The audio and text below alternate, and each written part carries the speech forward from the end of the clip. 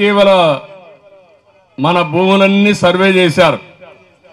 నిన్న మొన్న ఏం చేశాడంటే జగన్మోహన్ రెడ్డి మీ తాత మీ ముత్తాత వారసత్వంగా ఇచ్చిన భూమి ఉంటుంది, పట్టా పాస్బుక్ ఉంటుంది. ఆ పాస్బుక్ లో పైన ఎవరి ఫోటో? జగన్ ఫోటోనా? మీకు భూమి ఇచ్చాడు కదా, ఆ భూమి ఆయన ఇచ్చింది కదా నీకు. ఇప్పుడు మీ తాతగా మారాడు ఆయన, అంతే కదా. నువ్వు అడగాలి, నువ్వెప్పుడురా మా తాత అయ్యావా అని కాదు. రెండోది, మీ చుట్టుపక్కల మీ భూమి ఉంటే సర్వే చేపించి సర్వే రాళ్ళు వేశాడు. చూసారా దాంట్లో ఏమున్నాయి?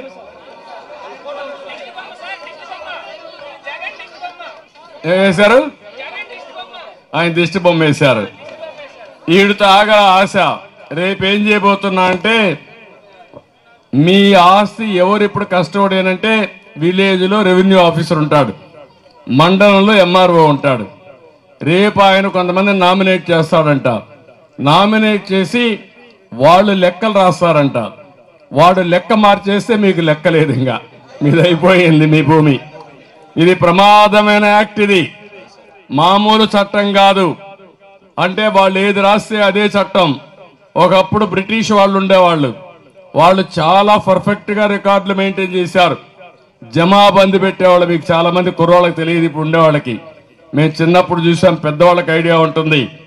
అప్పుడు జమాబందీ పెట్టి సంవత్సరం ఒక్క రోజున మన ఊర్లో కరణం మున్సిప్ ఉండేవాళ్ళు.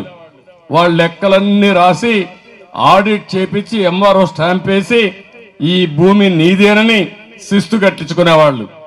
అది ఆ రోజు పద్ధతి. తర్వాత ఎన్టీ రామారావు గారు వచ్చారు.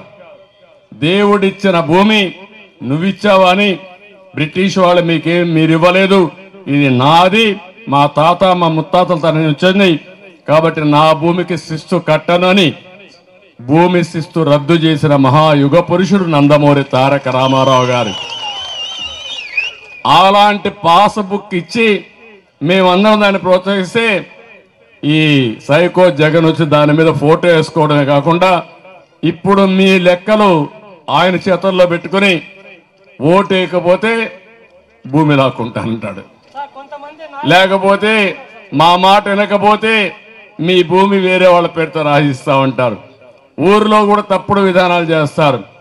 భవిష్యత్తులో మీరు ఒకటే గుర్తుపెట్టుకోండి, మీ ఆస్తి కూడా మీది కాకుండా చేసే కుట్రలు కుతంత్రాలు జరుగుతున్నాయి. దీనికి ఒకటే మార్గం. ఏంటి ఆ మార్గం? ఏంటి మార్గం? అదొకటే. కనకదాస్ సాక్షిగా మీరు ఆలోచించుకొని మీ భవిష్యత్తు కోసం, మీ పిల్లల భవిష్యత్తు కోసం ఆలోచించండి. భయపడితే బానిసలైపోతాం. తిరుగుబాటు చేస్తే విజయం మందే, ఏ అనుమానం అవసరంలా.